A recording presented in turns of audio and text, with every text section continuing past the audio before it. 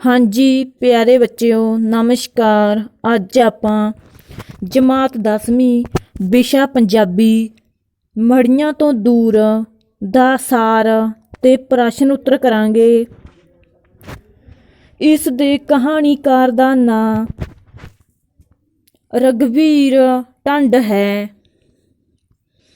प्यारे बच्चों हुण आपां सार शुरू करदे हां।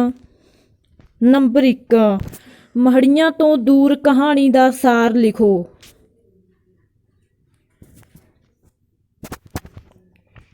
बलवंत राय अपनी मां की इच्छा पूरी करन लई उस नूं इंग्लैंड लै आया। ऐतवार दे दिन कहानीकार ने बलवंत राय दे परिवार नूं उस दी मां समेत अपने घर खाने ते सद्दिया तां बलवंत राय दी मां कहानीकार दी पत्नी दी मां दे शहर रावली पिंड दी होण करके उस दी मासी बन गई ते ओह दोवें उस दे सुभाऽ वल मोहे गए। अगले ऐतवार जदों कहानीकार ते उस दी पत्नी ने मासी नूं गुरुद्वारे लिजाणा चाहिया तां उस दे पुत्तर ਨੂੰਹ ਅਤੇ ਪੋਤੇ ਪੋਤੀਆਂ ਵਿੱਚੋਂ ਕੋਈ ਵਿਹੇਲ ਜਾਂ ਰੁਚੀ ਦੀ ਘਾਟ ਦੱਸ ਕੇ ਉਸ ਦੇ ਨਾਲ ਨਾ ਤੁਰਿਆ। ਪਰ ਜਦੋਂ ਮਾਸੀ ਨੇ ਗੁਰਦੁਆਰੇ ਜਾ ਕੇ ਲੰਗਰ ਪਕਾਇਆ ਤੇ ਮੰਦਰ ਜਾ ਕੇ ਭਜਨ ਗਾਏ ਤਾਂ ਦੋਹਾਂ ਥਾਵਾਂ ਦੇ ਪ੍ਰਧਾਨ ਬਹੁਤ ਪ੍ਰਭਾਵਿਤ ਹੋਏ। ਮਾਸੀ ਨੂੰ ਇੰਗਲੈਂਡ, ਉੱਥੋਂ ਦੇ ਲੋਕਾਂ, ਸਾਫ਼ ਸੜਕਾਂ, ਖੁੱਲ੍ਹੇ ਖਾਣ ਪੀਣ ਤੇ ਮੌਸਮ ਤੇ ਸੁੱਖ ਸਹੂਲਤਾਂ ਕਰਕੇ ਸੁਰਗ ਜਾਪਦਾ ਸੀ ਤੇ ਉਹ ਚਾਹੁੰਦੀ ਸੀ ਕਿ ਉਸ ਦਾ ਪੁੱਤਰ ਉਸ ਨੂੰ ਸਦਾ ਲਈ ਉੱਥੇ ਰੱਖ ਲਵੇ ਤੇ ਆਪਣੇ ਬਾਪ ਨੂੰ ਵੀ ਉੱਥੇ ਬੁਲਾ ਲਵੇ। ਇਸ ਤੋਂ ਕੁਝ ਸਮੇਂ ਮਗਰੋਂ ਕਹਾਣੀਕਾਰ ਨੂੰ ਮਾਸੀ ਨੇ ਟੈਲੀਫੋਨ ਤੇ ਘਰ ਬੁਲਾਇਆ ਤੇ ਭੁੱਬਾਂ ਮਾਰ ਕੇ ਰੋਂਦਿਆਂ ਹੱਥ ਜੋੜ ਕੇ ਕਿਹਾ ਕਿ ਉਹ ਬਲਵੰਤ ਨੂੰ ਆਖ ਕੇ ਉਸ ਨੂੰ ਛੇਤੀ ਤੋਂ ਛੇਤੀ ਇੰਡੀਆ ਭਿਜਵਾ ਦੇਵੇ ਕਿਉਂਕਿ ਉਹ ਪੁੱਤਰ ਨੂੰ ਤੇ ਪੋਤੇ ਪੋਤੀਆਂ ਦੇ ਅਣਪੱਤ ਮੋਹ ਤੇ ਗੱਲਬਾਤ ਦੀ ਸਾਂਝ ਤੋਂ ਸੱਖਣੇ ਜੀਵਨ ਤੋਂ ਬੁਰੀ ਤਰ੍ਹਾਂ ਨਿਰਾਸ਼ ਹੋ ਚੁੱਕੀ ਹੈ ਤੇ ਉਹ ਮੜੀਆਂ ਤੋਂ ਵੀ ਬਦਤਰ ਇਸ ਜੀਵਨ ਵਿੱਚ ਜਲਦੀ ਤੋਂ ਜਲਦੀ ਬਾਹਰ ਨਿਕਲ ਜਾਣਾ ਚਾਹੁੰਦੀ ਹੈ। ਪ੍ਰਸ਼ਨ ਨੰਬਰ 2 ਵਿਦੇਸ਼ੋਂ ਆਏ ਬਲਵੰਤ ਨੂੰ ਉਸ ਦੀ ਮਾਂ ਕੀ ਕਹਿੰਦੀ ਹੈ? ਉੱਤਰ ਵਿਦੇਸ਼ੋਂ ਆਏ ਬਲਵੰਤ ਦੀ ਮਾਂ ਉਸ ਨੂੰ ਗੁੱਸੇ ਤੇ ਦੁੱਖ ਨਾਲ ਕਹਿੰਦੀ ਹੈ ਕਿ ਉਸ ਨੂੰ 25 ਸਾਲ ਇੰਗਲੈਂਡ ਗਏ ਨੂੰ ਹੋ ਗਏ ਹਨ।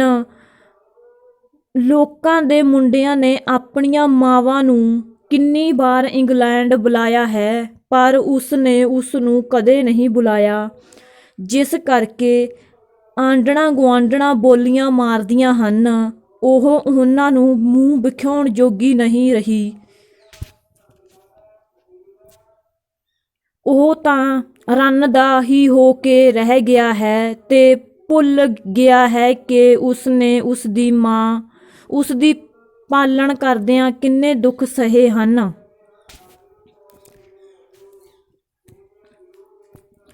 ਪ੍ਰਸ਼ਨ ਨੰਬਰ 3 ਲੇਖਕ ਦੀ ਮਾਸੀ ਦਾ ਸੁਭਾਅ ਕਿਹੋ ਜਿਹਾ ਹੈ? ਉੱਤਰ ਮਾਸੀ ਮੜੀਆਂ ਤੋਂ ਦੂਰ ਕਹਾਣੀ ਦੀ ਮੁੱਖ ਪਾਤਰ ਹੈ। ਉਹ ਸ਼ਕਲ ਸੂਰਤ ਦੀ ਖੂਬਸੂਰਤ ਹੋਣ ਤੋਂ ਇਲਾਵਾ ਮਿਲਾ ਪੜੀ, ਮਿੱਠੀ ਤੇ ਮੋਹ ਲੈਣ ਵਾਲੀ ਸ਼ਖਸੀਅਤ ਦੀ ਮਾਲਕ ਹੈ। ਆਪਣੇ ਘੁੰਮਣ ਫਿਰਨ ਦੀ ਇੱਛਾ ਪੂਰੀ ਕਰਵਾਉਣ ਲਈ ਉਹ ਨਹੋਰਿਆਂ ਤੇ ਗਿਲਿਆਂ ਤੋਂ ਕੰਮ ਲੈਂਦੀ ਹੈ। ਭਾਵੁਕ ਹੋਣ ਕਰਕੇ ਉਹ ਇੰਗਲੈਂਡ ਦੀ ਖੁਸ਼ਹਾਲੀ, ਸੁੰਦਰਤਾ, ਸੁੱਖ ਸਹੂਲਤਾਂ ਤੇ ਮੌਸਮ ਨੂੰ ਦੇਖ ਕੇ ਇੰਨੀ ਮੋਹਿਤ ਹੋ ਜਾਂਦੀ ਹੈ ਕਿ ਇੰਗਲੈਂਡ ਦੀਆਂ ਸਿਫਤਾਂ ਤੇ ਇੰਡੀਆ ਦੀ ਨਿੰਦਿਆ ਕਰਦੀ ਹੈ। ਉਹ ਸਹੀ ਅਰਥਾਂ ਵਿੱਚ ਧਾਰਮਿਕ ਸੇਵਾ ਭਾਵ ਵਾਲੀ ਭਜਨ ਗਾ ਕੇ ਧੂੜਾਂ ਪੱਟਣ ਵਾਲੀ ਅੰਧ ਵਿਸ਼ਵਾਸੀ ਤੇ ਪੁਰਾਣੇ ਵਕਤਾਂ ਦੀ ਔਰਤ ਦਾ ਨਮੂਨਾ ਹੈ। ਪ੍ਰਸ਼ਨ ਨੰਬਰ 4, ਵਿਦੇਸ਼ਾਂ ਵਿੱਚ ਰਹਿੰਦੇ ਭਾਰਤੀ ਬੱਚਿਆਂ ਦਾ ਆਪਣੇ ਮਾਪਿਆਂ ਪ੍ਰਤੀ ਵਤੀਰਾ ਕਿਹੋ ਜਿਹਾ ਹੈ? ਉੱਤਰ, ਵਿਦੇਸ਼ਾਂ ਵਿੱਚ ਰਹਿੰਦੇ ਭਾਰਤੀ ਬੱਚੇ ਆਪਣੇ ਮਾਪਿਆਂ ਦੇ ਕਹੇ ਨਹੀਂ ਲੱਗਦੇ। ਉਹ ਆਪਣੇ ਮਾਪਿਆਂ ਜਾਂ ਬਜ਼ੁਰਗਾਂ ਪ੍ਰਤੀ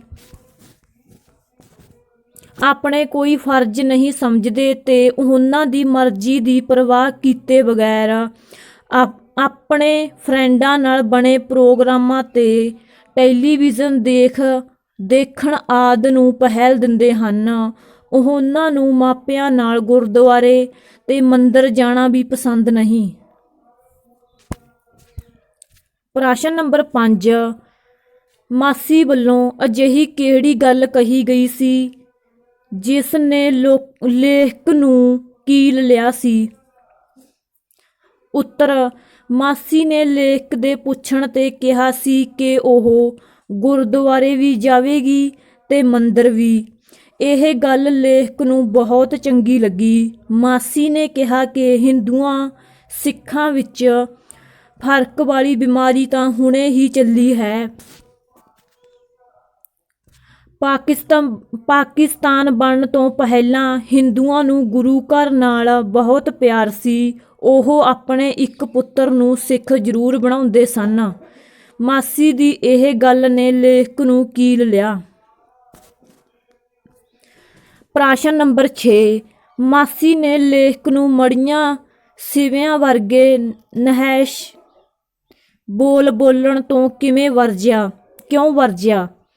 ਉੱਤਰ, ਮਾਸੀ ਨੇ ਲੇਖਕ ਨੂੰ ਇੰਗਲੈਂਡ ਲਈ ਮੜੀਆਂ ਸਿਵਿਆਂ ਵਰਗੇ ਨਹਿਸ਼ ਸ਼ਬਦ ਬੋਲਣ ਤੋਂ ਇਸ ਕਰਕੇ ਵਰਜਿਆ ਕਿਉਂਕਿ ਮਾਸੀ ਇੰਗਲੈਂਡ ਦੇ ਲੋਕ ਉੱਥੋਂ ਦੀ ਸਫਾਈ, ਮੌਸਮ ਤੇ ਸੁੱਖ ਸਹੂਲਤਾਂ ਨੂੰ ਦੇਖ ਕੇ ਇੰਨੀ ਦੀਵਾਨੀ ਹੋ ਗਈ ਸੀ ਕਿ ਉਹ ਉਸ ਥਾਂ ਨੂੰ ਧਰਤੀ ਦਾ ਸਵਰਗ ਸਮਝਣ ਲੱਗੀ ਸੀ ਤੇ ਉਹ ਸਦਾ ਲਈ ਉੱਥੇ ਬਸ ਜਾਣਾ ਚਾਹੁੰਦੀ ਸੀ। ਜਦੋਂ ਲੇਖਕ ਨੇ ਬੁਖਾਰ ਹੋਣ ਕਰਕੇ ਛੁੱਟੀ ਲਈ ਤੇ ਉਸਨੇ ਇਕੱਲਤਾ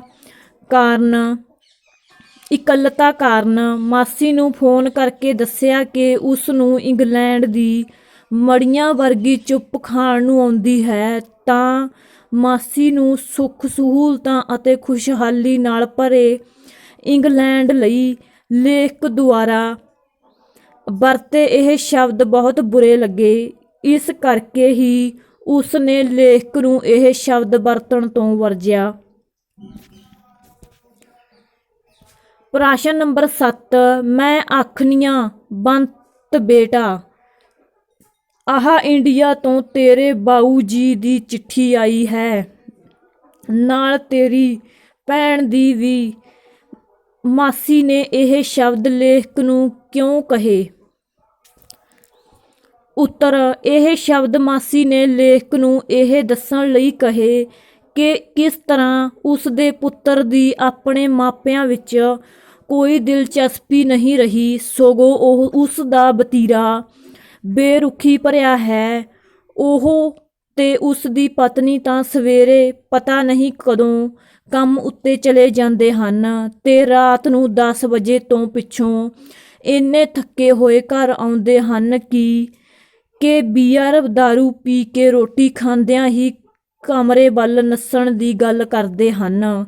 ਜੇਕਰ ਉਹ ਬਲਵੰਤ ਨੂੰ ਦੱਸਦੀ ਹੈ ਕਿ ਉਸ ਦੇ ਬਾਊ ਜੀ ਜਾਂ ਭੈਣ ਜੀ ਦੀ ਚਿੱਠੀ ਆਈ ਹੈ ਤਾਂ ਉਹ ਉਸ ਵਿੱਚ ਕੋਈ ਦਿਲਚਸਪੀ ਜ਼ਾਹਿਰ ਨਹੀਂ ਕਰਦਾ, ਸਗੋਂ ਕਹਿ ਦਿੰਦਾ ਹੈ ਕਿ ਉਹ ਆਪ ਹੀ ਉਸ ਦਾ ਜਵਾਬ ਦੇ ਦੇਵੇ। ਉਹ ਉਸ ਦੇ ਇਸ ਬੇਪਰਵਾਹੀ ਭਰੇ ਤੇ ਮੋਹ ਪਿਆਰ ਤੋਂ ਸੱਖਣੇ ਵਤੀਰਾ ਕਰਕੇ ਬਹੁਤ ਦੁਖੀ ਹੈ। ਇਸ ਕਰਕੇ ਉਹ ਉੱਥੇ ਨਹੀਂ ਰਹਿਣਾ ਚਾਹੁੰਦੀ। ਪ੍ਰਸ਼ਨ ਨੰਬਰ 8 ਮਾਸੀ ਇੰਗਲੈਂਡ ਤੋਂ ਇੰਡੀਆ ਕਿਉਂ ਭਾਰਤ ਆਉਣਾ ਚਾਹੁੰਦੀ ਹੈ? ਉੱਤਰ ਮਾਸੀ ਆਪਣੇ ਪੁੱਤਰ ਬਲਵੰਤ ਅਤੇ ਉਸ ਦੀ ਪਤਨੀ ਦੇ ਬੇਰੁਖੀ ਭਰੇ ਤੇ ਉਸ ਦੇ ਬੱਚਿਆਂ ਦੇ ਮੋਹ ਪਿਆਰ ਤੋਂ ਸੱਖਣੇ ਵਤੀਰੇ ਕਰਕੇ ਇੰਗਲੈਂਡ ਨੂੰ ਛੱਡ ਕੇ ਇੰਡੀਆ ਭਾਰਤ ਆਉਣਾ ਚਾਹੁੰਦੀ ਹੈ। ਉਸ ਨੂੰ ਆਪਣੇ ਪੁੱਤਰ ਬਲਵੰਤ ਦਾ ਵਤੀਰਾ ਆਪਣੇ ਲਈ ਕਿਸੇ ਦਿਲਚਸਪੀ ਤੋਂ ਸੱਖਣਾ ਜਾਪਦਾ ਹੈ, ਜਿਸ ਕੋਲ ਆਪਣੇ ਬਾਊ ਜੀ ਤੇ ਭੈਣ ਦੀ ਚਿੱਠੀ ਪੜ੍ਹਨ ਲਈ ਵਕਤ ਨਹੀਂ ਸੀ। ਉਸ ਨੂੰ ਆਪਣੀ ਨੂੰਹ ਦਾ ਰਵੱਈਆ ਗੋਰੀਆਂ ਤੋਂ ਵੀ ਭੈੜਾ ਤੇ ਆਦਰ ਸਤਿਕਾਰ ਸਹਿਤ ਜਾਪਦਾ ਹੈ। ਉਸ ਨੂੰ ਆਪਣੇ ਪੋਤੇ ਪੋਤੀਆਂ ਵੀ ਕਹੀਏ ਤੋਂ ਬਾਹਰ ਤੇ ਚੰਗੇ ਲੱਛਣਾਂ ਵਾਲੇ ਨਹੀਂ ਜਾਪਦੇ। ਉਸ ਨੂੰ ਬੱਚਿਆਂ ਦੁਆਰਾ ਮਾਸ ਮੱਛੀ ਤਲ ਕੇ ਖਾਣ ਨਾਲ ਆਪਣਾ ਧਰਮ ਭ੍ਰਿਸ਼ਟ ਹੋਇਆ ਜਾਪਦਾ ਹੈ। ਉਸ ਦੀ ਬੱਚਿਆਂ ਨਾਲ ਬੋਲੀ ਦੀ ਸਾਂਝ ਨਹੀਂ ਸੀ। ਅਜਿਹੀ ਸਥਿਤੀ ਵਿੱਚ ਉਸ ਨੂੰ ਜਾਪਦਾ ਹੈ ਕਿ ਉਹ ਇੱਥੇ ਘੁੱਟ-ਘੁੱਟ ਕੇ ਮਰ ਜਾਵੇਗੀ। ਉਸ ਨੂੰ ਉੱਥੋਂ ਦਾ ਵਾਤਾਵਰਨ ਮੜੀਆਂ ਤੋਂ ਵੀ ਬੁਰਾ ਜਾਪਦਾ ਹੈ। ਇਸ ਕਰਕੇ ਉਹ ਉੱਥੋਂ ਭਾਰਤ ਵਾਪਸ ਆਉਣਾ ਚਾਹੁੰਦੀ ਹੈ। ਪ੍ਰਸ਼ਨ ਨੰਬਰ 9 ਬਲਵੰਤ ਰਾਏ ਦਾ ਸੁਭਾਅ ਕਿਹੋ ਜਿਹਾ ਹੈ? ਉੱਤਰ ਬਲਵੰਤ ਰਾਏ ਮੜੀਆਂ ਤੋਂ ਦੂਰ ਕਹਾਣੀ ਦਾ ਇੱਕ ਮਹੱਤਵਪੂਰਨ ਪਾਤਰ ਹੈ। ਉਹ ਪਿਛਲੇ 25 ਸਾਲਾਂ ਤੋਂ ਇੰਗਲੈਂਡ ਵਿੱਚ ਰਹਿ ਰਿਹਾ ਸੀ। ਉਸ ਦੀ ਪਤਨੀ ਦਾ ਨਾਂ ਬਿੰਦੂ ਹੈ। ਉਸ ਦੀ ਪਤਨੀ ਤੋਂ ਬਿਨਾਂ ਉਸ ਦੀਆਂ 2 ਧੀਆਂ ਤੇ ਇੱਕ ਪੁੱਤਰ ਹੈ। ਉਹ ਆਪਣੀ ਮਾਂ ਦੀ ਇੱਛਾ ਪੂਰੀ ਕਰਨ ਲਈ ਉਸ ਨੂੰ ਇੰਗਲੈਂਡ ਲੈ ਜਾਂਦਾ ਹੈ। ਉਹ ਤੇ ਉਸ ਦੀ ਪਤਨੀ ਦੁਕਾਨਾਂ ਚਲਾਉਂਦੇ ਹਨ। ਉਸ ਦਾ ਸਰੀਰਕ ਰੰਗ ਰੂਪ ਆਪਣੀ ਮਾਂ ਦੇ ਮੁਕਾਬਲੇ ਕਣਕ 'ਚ ਕੰਗਿਆਰੀਆਂ ਵਰਗਾ ਹੈ। ਉਹ ਮਾਂ ਨੂੰ ਪਿਆਰ ਕਰਨ ਵਾਲਾ, ਸੱਚਾ, ਸਪਸ਼ਟ, ਬੱਚਿਆਂ ਸਾਹਮਣੇ ਬੇਵੱਸ ਤੇ ਕੰਮ ਵਿੱਚ ਫਸਿਆ ਰਹਿਣ ਵਾਲਾ ਵਿਅਕਤੀ ਹੈ। ਉਹ ਇੰਗਲੈਂਡ ਵਿੱਚ ਉਸ ਵੱਲ ਪੂਰੀ ਤਰ੍ਹਾਂ ਧਿਆਨ ਦੇਣ ਤੋਂ ਅਸਮਰਥ ਰਹਿੰਦਾ ਹੈ, ਜਿਸ ਦੇ ਸਿੱਟੇ ਵਜੋਂ ਉਹ ਬੁਰੀ ਤਰ੍ਹਾਂ ਨਿਰਾਸ਼ ਹੋ ਜਾਂਦੀ ਹੈ।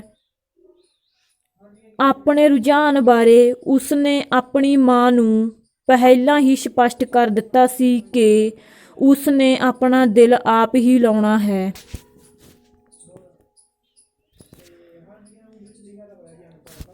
ਵਸਤੂਨਿਸ਼ਟ ਉੱਤਰ ਵਾਲੇ। ਪ੍ਰਸ਼ਨ ਨੰਬਰ 1 ਮੜੀਆਂ ਤੋਂ ਦੂਰ ਕਹਾਣੀ ਦਾ ਲੇਖਕ ਕੌਣ ਹੈ? ਉੱਤਰ ਰਘਵੀਰ ਟੰਡ।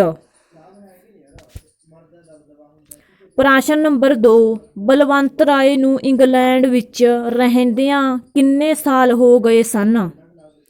ਉੱਤਰ 25 ਸਾਲ। ਪ੍ਰਸ਼ਨ ਨੰਬਰ 3 ਮਾਸੀ ਕਿਹੜੇ ਦੇਸ਼ ਵਿੱਚ ਗਈ ਸੀ? ਉੱਤਰ ਇੰਗਲੈਂਡ ਵਿੱਚ। ਪ੍ਰਸ਼ਨ ਨੰਬਰ 4 ਮਾਸੀ ਪਾਕਿਸਤਾਨ ਨੂੰ ਕਿਸ ਥਾਂ ਤੋਂ ਆਈ ਹੋਈ ਸੀ? ਉੱਤਰ ਰਾਵਲਪਿੰਡੀ ਤੋਂ। ਪ੍ਰਸ਼ਨ ਨੰਬਰ 5 ਮਾਸੀ ਨੂੰ ਕਹਾਣੀ ਦੇ ਅੰਤ ਤੇ ਇੰਗਲੈਂਡ ਕਿਹੋ ਜਿਹਾ ਲੱਗਦਾ ਸੀ? ਉੱਤਰ ਮੜੀਆਂ ਵਰਗਾ। ਧੰਨਵਾਦ।